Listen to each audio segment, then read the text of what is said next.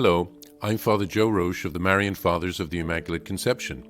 Thank you for joining us as we continue with our year-long journey, reading the diary of St. Maria Faustina Kowalska from beginning to end. Today we take up from where we left off, beginning with diary entry number 1654. Jesus, Mary, and Joseph. O truth, O thorny life, in order to pass through you victoriously, it is necessary to lean on you, O Christ, and to be always close to you. I would not know how to suffer without you, O Christ. Of myself, I would not be able to brave adversities. Alone, I would not have the courage to drink from your cup.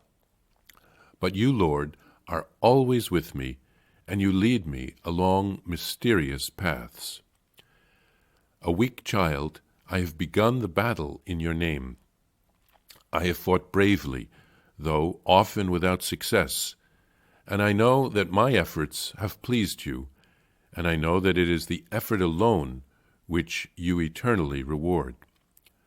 O truth, O life and death struggle, when I rose to do battle, an inexperienced knight, I felt I had a knight's blood, though still a child, and therefore, O Christ, I needed your help and protection. My heart will not rest from its efforts and struggle until you yourself call me from the field of battle. I will stand before you, not to receive a reward, but to be drowned in you, in peace, forever. O Christ, if my soul had known all at once what it was going to have to suffer during its lifetime, it would have died of terror at the very sight. It would not have touched its lips to the cup of bitterness. But as it has been given to drink a drop at a time, it has emptied the cup to the very bottom. O Christ, if you yourself did not support the soul, how much could it do of itself? We are strong, but with your strength.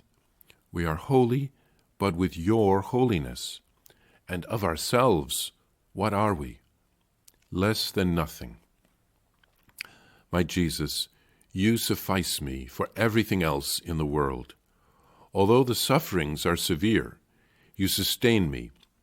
Although the times of loneliness are terrible, you make them sweet for me. Although the weakness is great, you change it into power for me. I do not know how to describe all that I suffer, and what I have written thus far is merely a drop. There are moments of suffering about which I really cannot write, but there are also moments in my life when my lips are silent, and there are no words for my defense, and I submit myself completely to the will of God. Then the Lord himself defends me and makes claims on my behalf, and his demands are such that they can be noticed exteriorly. Nevertheless, when I perceive his major interventions, which manifest themselves by way of punishment, then I beg him earnestly for mercy and forgiveness. Yet I am not always heard. The Lord acts toward me in a mysterious manner. There are times when he himself allows terrible sufferings, and then again there are times when he does not let me suffer and removes everything that might afflict my soul.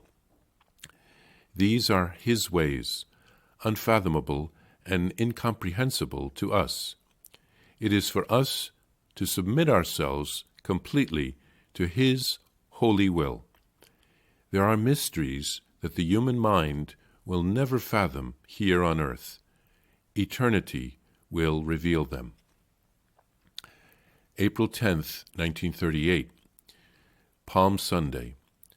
I attended Holy Mass, but did not have the strength to go and get the palm. I felt so weak that I barely made it till the end of Mass. During Mass, Jesus gave me to know the pain of his soul, and that I could clearly feel the hymns of Hosanna reverberated as a painful echo in his sacred heart.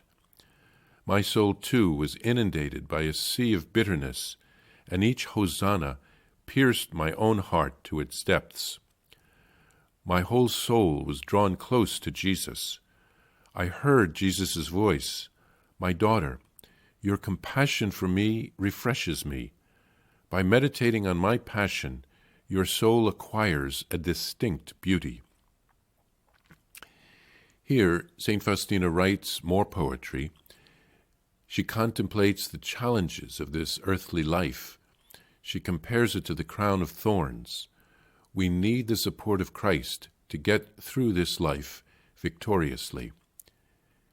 She could not suffer without Jesus' help. She wouldn't have the strength or the courage to face the trials alone. She knows that Jesus will not abandon her. She recognizes her weakness. She is grateful that God rewards not our successes necessarily, but especially our efforts. Faustina says that we must battle like knights in a life and death struggle for truth. She will fight till the end when Jesus calls her home to receive her reward. And Faustina is grateful that she hadn't known from the beginning how much she would have to suffer during her lifetime.